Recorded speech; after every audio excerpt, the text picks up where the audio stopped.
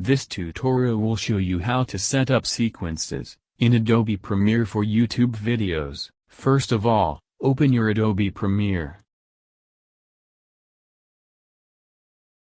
When you open Adobe Premiere, the sequence is inactivated. So you need to create a new project to activate sequence settings.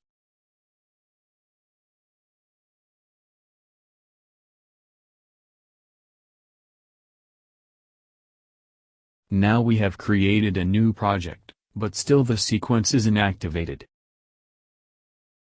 Click the timeline, and press Ctrl button within button.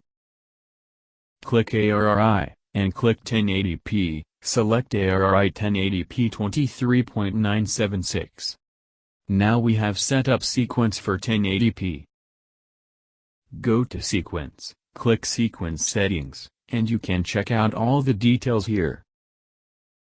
Thanks for watching guys. Subscribe to our YouTube channel to see more helpful videos.